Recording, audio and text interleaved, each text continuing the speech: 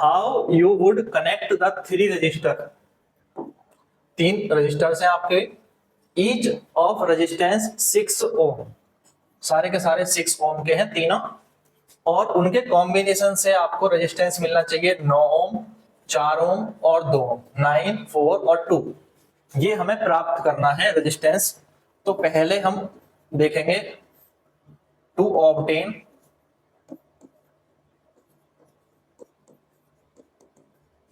Nine ohm resistance, जो कि first part है क्वेश्चन का, to obtain 9 ohm of resistance, या to obtain resistance of 9 Om.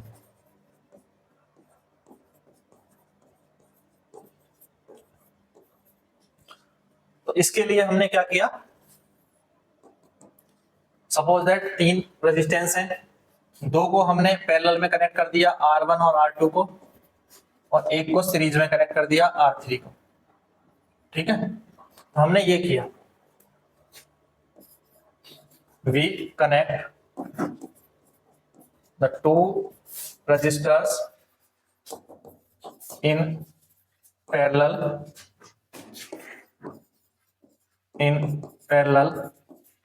and other in series, so that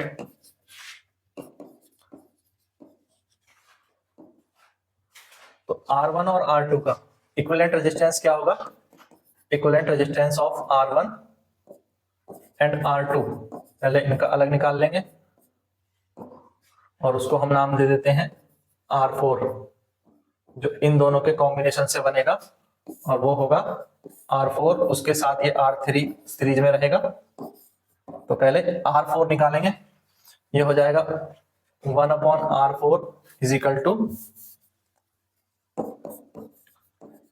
1/6 plus 1/6, यानी R1 और R2 को हमने यहां पर ले लिया, तो 6 एलसीएम हो गया, और 1 + 1 ये हो गया 2/6, 1/R4 की वैल्यू यहां आ जाएगी 3, R4 की वैल्यू आ गई 3 ओम।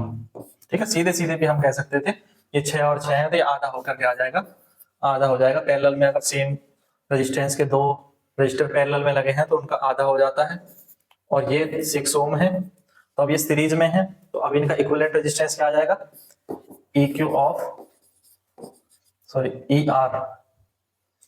ER ऑफ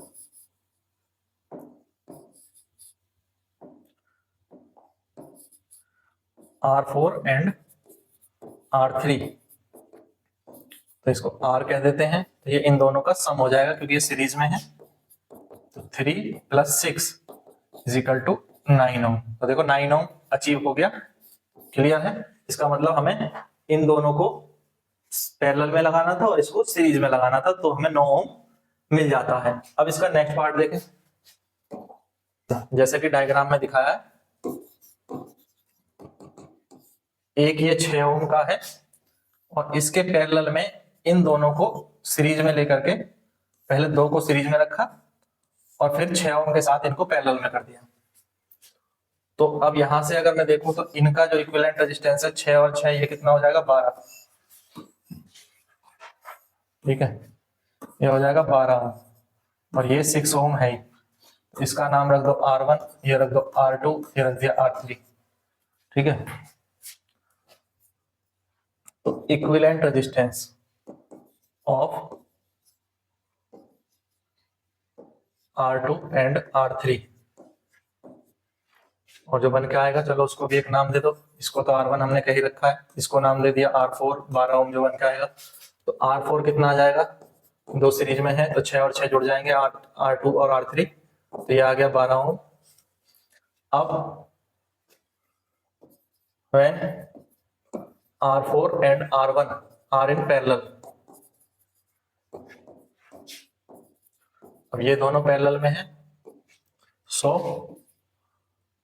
इक्विवेलेंट रेजिस्टेंस कितना हो जाएगा, 1/R क्या हो जाएगा, 1/R4 plus 1/R1 is equal to 1/6, ये R4 की वैल्यू है 12, 1/12 प्लस 1/6, एलसीएम हो गया 12, तो ये आ जाएगा 1 और 6, इसको 2 बार डिवाइड ये आ जाएगा 2, 3/12 कैंसिल कर दिया 1/4।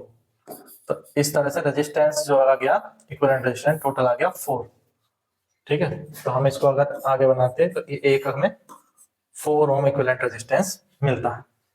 तो ये कॉम्बिनेशन भी समझ आ गया।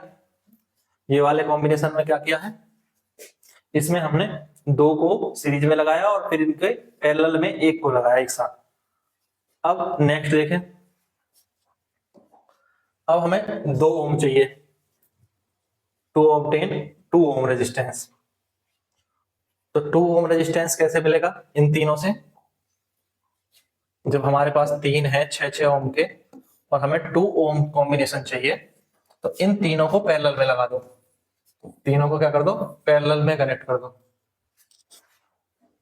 चलेगा, बच्चों को देखो आपको एक बार कट मार देंगे।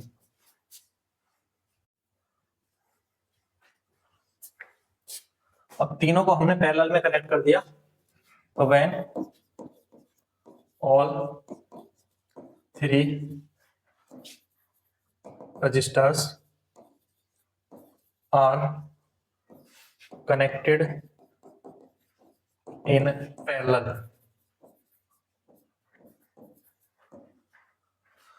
तो इक्विवेलेंट रेजिस्टेंस क्या आ जाएगा, 1/R is equal to 1/R1 plus 1/R2 plus 1/R3।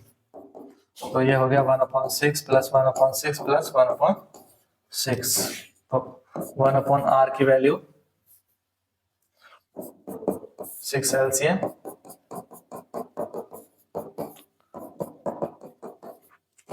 R आ जाएगा 2। ठीक है, तो R की वैल्यू 2 ओम आ गई। वैसे हम सीधे सीधे भी देख सकते थे, 3 रेजिस्टेंस हैं, तीनों पैरेलल में लगे हुए हैं, तो तीनों में अगर इक्वल हैं, इक्वल रजिस्टर है, तो तीनों 6 के थे तो 3 से डिवाइड कर दो। अगर ये 2 होते और इक्वल होते और पैरेलल में होते तो 2 से डिवाइड कर देते। ठीक है, 4 होते और इक्वल होते सारे के सारे तो 4 से डिवाइड कर देते। तो इस तरह से आप ये भी चीज याद रखेंगे तो आपको जो है इक्विवेलेंट रेजिस्टेंस निकालने में आसानी रहेगी। ठीक है।